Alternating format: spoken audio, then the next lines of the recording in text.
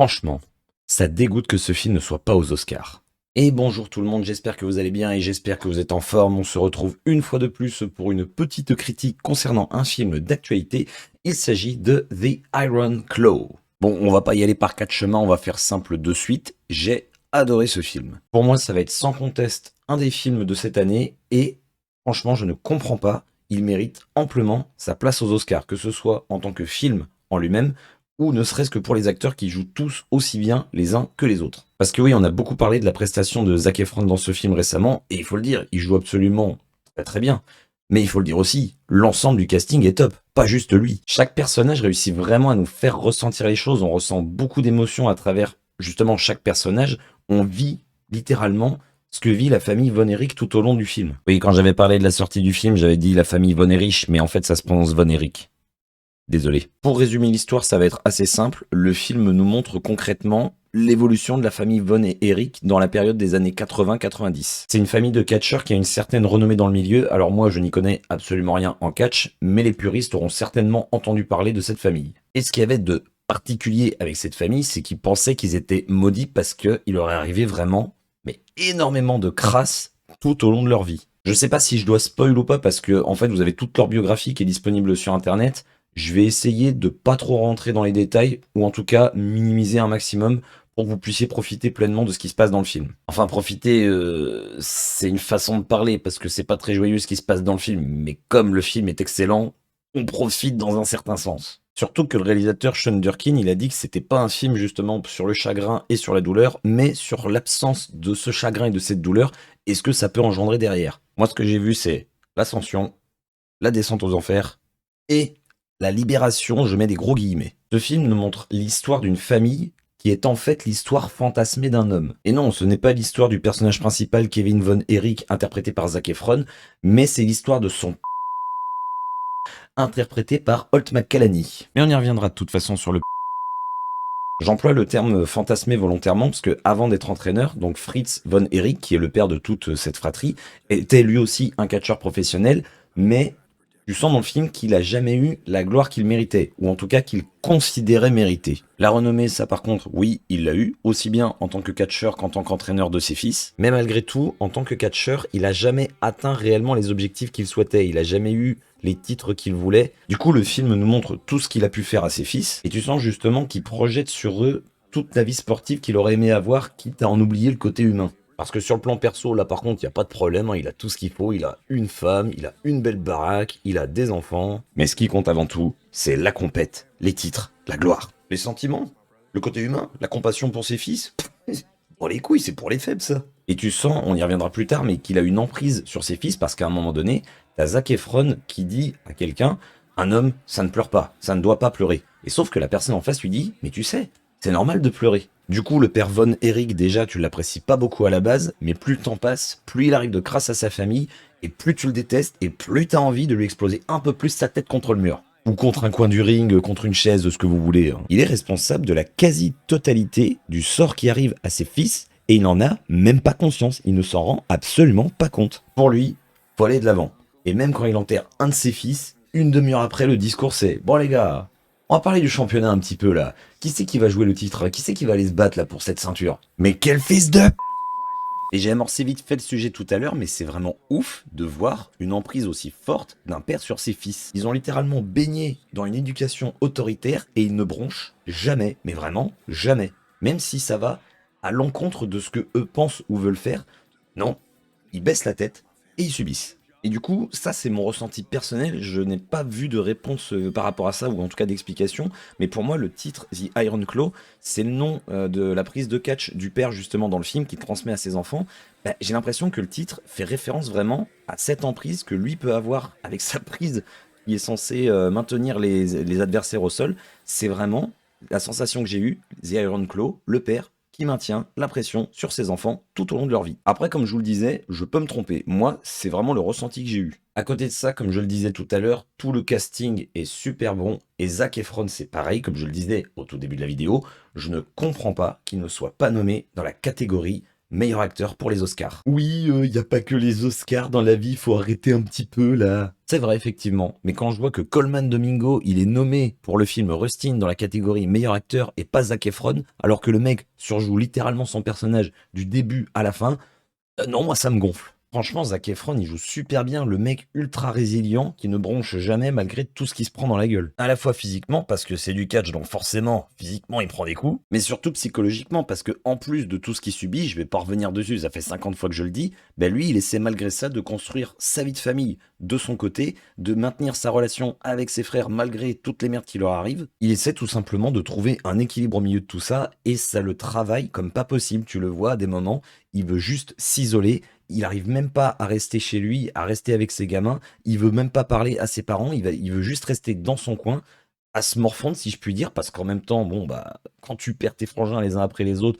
t'as pas trop envie de respirer la joie. Et j'ai juste envie de dire, mais un énorme respect à ce Kevin Von Erich qui a su, malgré toutes les épreuves, construire sa vie de famille, famille qui est assez grande d'ailleurs, on le voit à la toute fin du film, qui a tenu bon, et qui a su se libérer en fait de tout ça, de cette malédiction comme il le dit dans le film. Dans la construction du scénario en plus, je trouve que c'est plutôt bien amené parce que on commence, le film est assez joyeux honnêtement, pendant la première moitié du film, tout va bien, tout roule pour les frangins, à part deux trois petits trucs par-ci par-là, mais globalement ça va. Notamment la tyrannie du père, mais bon, c'est déjà bien assez. Mais la deuxième moitié du film, c'est vraiment l'hécatombe. Tu te prends coup sur coup, de la même manière que Kevin Von Erich sur le ring. C'est vraiment la descente aux enfers pour lui et pour sa famille, et tu le subis mais vraiment tout autant que lui. Et t'as forcément de l'empathie pour un mec comme ça. Franchement, j'ai pas pu m'empêcher de me dire, mais putain, mais quel pauvre mec, le mec il pense à sa famille avant tout, il veut toujours tout bien faire, c'est le mec hyper sympa, et malgré ça, le sort s'acharne constamment contre lui. Enfin, le film s'attarde sur Kevin Von Erich, mais quand je dis ça, je parle vraiment du sort qui s'acharne sur toute sa famille. Et du coup, on comprend complètement le terme de malédiction qui est employé à plusieurs reprises. Ça en est à un point même où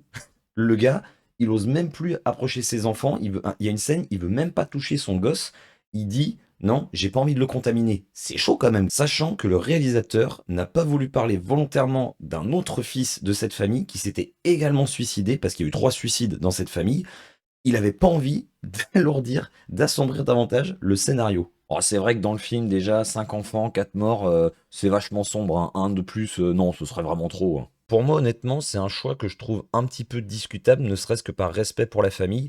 Après, il a reconnu qu'il avait implanté certains traits de personnalité du fils en question qu'il n'a pas mis dans le film, et qu'il les a implantés justement dans un des fils qui est présent dans le film. Et justement, on va pouvoir aborder le sujet des frangins qui sont tous aussi attachants les uns que les autres. Ils sont attachants parce qu'ils entretiennent une très forte relation fraternelle, tu sens que c'est très fusionnel, et t'y crois à fond. Les acteurs jouent tellement bien que t'y crois à fond.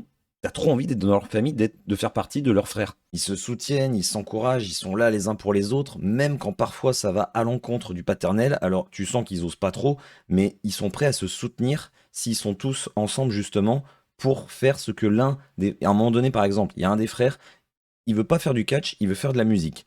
Le padré, il veut pas. Alors d'ailleurs dans la scène en question, c'est même pas forcément que le père, la mère est également d'accord avec lui. C'est même elle qui est la moins d'accord on va dire.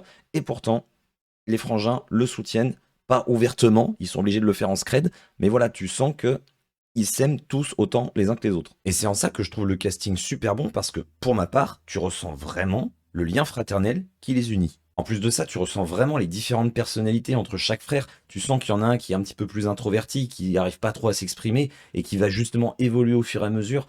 T'en as un qui est un petit peu en retrait par rapport au personnage de Kevin, parce que Kevin, de base, c'est plus ou moins le leader dans le monde du catch.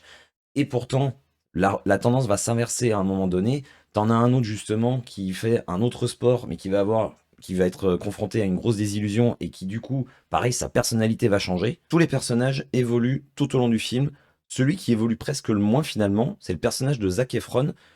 Il évolue en tout cas vraiment que sur la fin du film, je trouve. Il y a une scène qui est vraiment très forte, je l'ai trouvée absolument magnifique, ça intervient vers la fin du film qui justement c'est une réunion de tous ses frères. Je vais pas vous spoil la façon dont ils se réunissent, mais j'ai trouvé cette image absolument magnifique. Et justement, en parlant d'image, on va pouvoir aborder les décors. Globalement, tout ce qui se passe sur le ring, c'est vachement bien rendu. Alors c'est très sombre, il y a très peu de détails, on s'attarde vraiment uniquement sur ce qui se passe sur le ring. L'éclairage est super bien fait, ça te permet vraiment de profiter du combat sans te laisser distraire par tous les artifices qu'il pourrait y avoir autour. Et ça reste vraiment toujours comme ça, que ce soit des victoires ou des défaites. C'est exactement filmé de la même façon, avec les mêmes éclairages. Et je trouve que ça renvoie justement à ce qui se passe au sein de la famille, au fait que le père a, comme je le disais, cette emprise sur ses enfants. Parce que du coup, bah, même quand ils ont une victoire, bah, c'est une victoire amère. Tu sens que c'est une victoire où voilà, bah, c'est bien, on a gagné, bon bah on baisse la tête maintenant et puis on reprend l'entraînement. Et c'est souvent des plans larges pour qu'on voit bien tous les personnages, mais souvent ces personnages sont en retrait. Quand je dis ça, je parle plutôt du personnage de Zac Efron qui, effectivement, comme je le disais, se retrouve souvent en retrait, soit par rapport à un de ses frères, soit par rapport à son père. Et tu le vois toujours faire des petites mimiques, des petites grimaces en arrière-plan quand il y a une décision qui est prise, quand il y a quelque chose qui est dit au micro.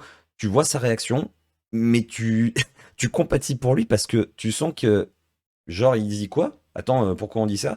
Mais il fait juste une grimace et après il rebaisse la tête instantanément. Du coup, je trouve que c'est filmé de manière vachement intelligente parce que par moment, malgré tout ce qui va se passer à l'écran, ton attention va se focaliser sur un personnage qui est dans un tout petit recoin de l'écran. À côté de ça, tous les décors sont pour la plupart en extérieur, en campagne. C'est joli au niveau des effets lumineux.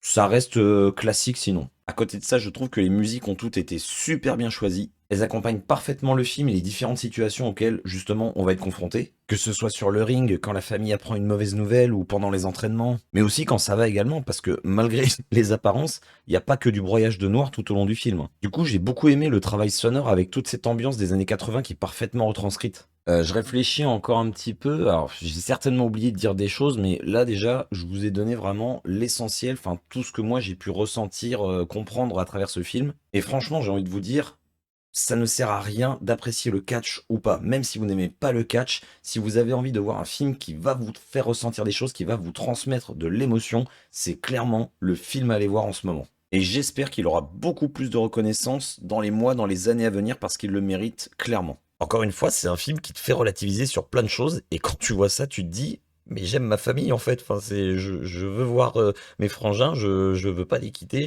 j'ai pas envie qu'il leur arrive de crasse quoi. Frangin ou frangine, bien sûr, vous avez compris l'idée, c'est juste que dans le film, c'est que des frères, mais je parle des frères et des sœurs, bien évidemment. Non, parce que sinon, je sens qu'il y en a une, elle va m'engueuler.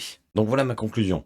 Allez voir ce film. Et ce sera tout pour cette petite critique sur le film The Iron Claw. Si vous avez vu le film, n'hésitez surtout pas à me dire en commentaire ce que vous en avez pensé. Sinon, j'espère que je vous ai donné envie d'aller voir ce film. N'hésitez pas une fois de plus à interagir, à mettre un petit pouce comme ceci ou comme ceci. N'hésitez pas également à vous abonner à la chaîne pour vous tenir au courant des dernières sorties vidéo. Je rappelle que toutes les semaines, je sors une émission, entre guillemets, qui s'appelle L'actu des mouches, et je reviens à chaque fois sur les sorties gaming et cinématographiques de la semaine. Et il ne me reste plus qu'à vous souhaiter une bonne journée, une bonne soirée, une bonne nuit. Comme d'habitude, prenez soin de vous, et bisous tout le monde.